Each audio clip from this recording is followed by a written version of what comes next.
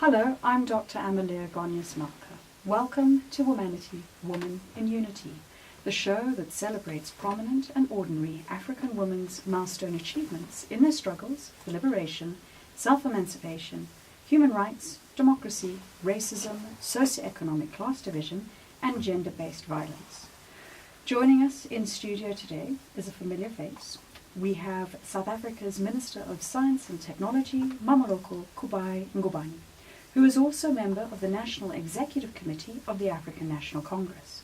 Prior to this portfolio, she served as Minister of Energy and thereafter Minister of Communications. Welcome to the show. Thank you, and thank you very much for inviting me. It's a pleasure to have you here. And as I said earlier in the introduction, when we initially met, you were chairperson of the Portfolio Committee on Telecommunications and Postal Services. Yes. And in the past 3 years, your career has absolutely been on the fast track. You received 3 ministerial appointments: Minister of Energy, Minister of Communications, and our Minister of Science and Technology, which arguably is one of the most important portfolios when we think about development in the knowledge economy. You then also joined the NEC of the ANC, so congratulations. Thank you very much. It does feel like it's some time. No, it's just few years. 2 years now. I was saying that I have 2 years now as a member of cabinet. Fantastic achievements. So we're here today to talk more about science and technology. Can you tell us a little bit more about some of the plans that you're focusing on? Definitely, this is, as you say, it's one of the most critical portfolios, exciting, and I can arguably say that's where the future is lying.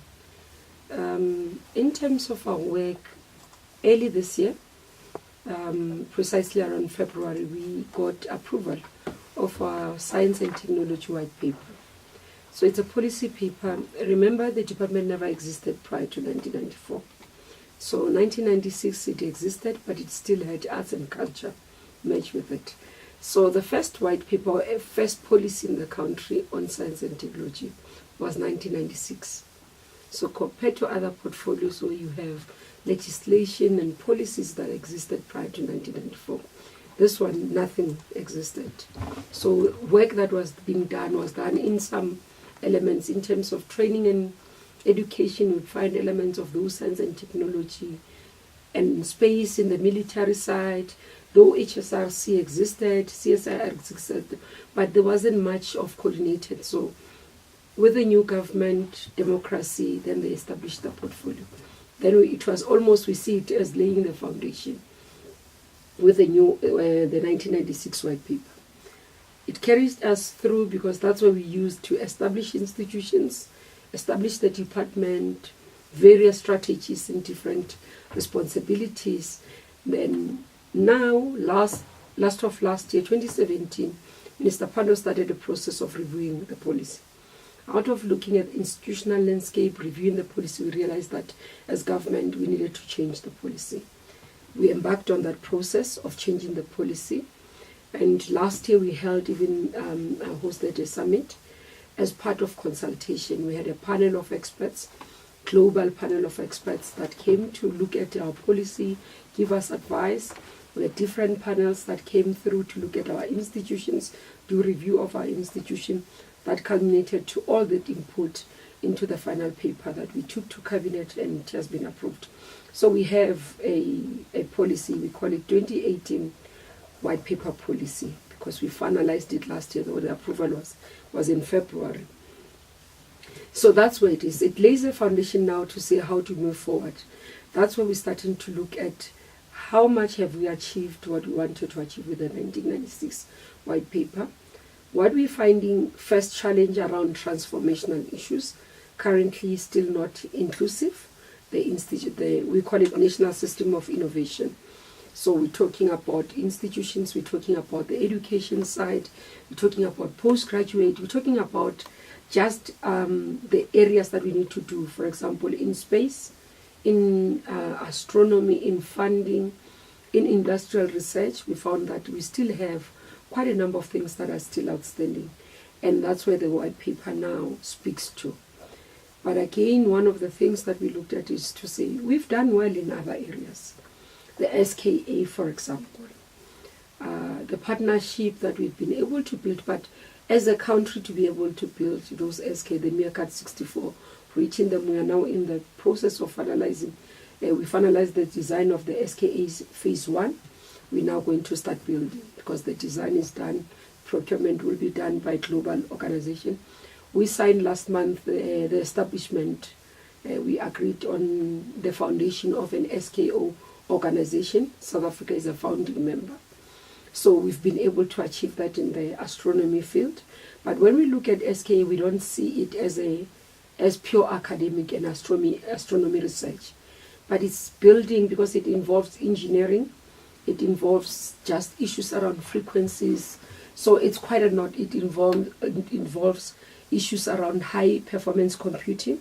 So elements of fourth industrial revolution there, because high performance computing talks to big data. And quantum. And quantum computing. So it goes to that element. Then we also as well recently launched our second nanosatellite. The first one was called Sumbandela, meaning show the way. It's a Venda language. The current one we've not named because we've asked the schools to participate to renaming the satellite. It's ZyCube 2, we're still calling it with ZyCube 2. We launched it, built in South Africa as a nanosatellite. We can safely say we have as a country capacity to build nanosatellite in the space area. It has launched. We're starting to see that particularly was for monitoring the ocean's economy traffic, where we're looking at our oceans, the traffic, how many ships are coming through, whether they are damaging the environment and all that. So we've done that, but again, the capability of the satellite that they're currently synchronizing to be able to help us with the felt fires, so that we can pick them up when they start as a small smoke, so that we can be able to have a quick response time from disaster management. The other area that we've been able to do in space, last year November, we announced in December, we got finally approved as a regional center for space weather for aviation authority, International Aviation Authority. This is precisely to say when flights, even commercial flight, any flight that leaves the continent or arrives the continent, will have to request our space agency space weather center for a space weather prediction that they now will be required to submit as part of their route plan. When they submit the normal weather, they will have to submit the space weather, because this was determined by the aviation authority that currently we have sometimes the activities around the sun and in the space, where sometimes the sun explodes.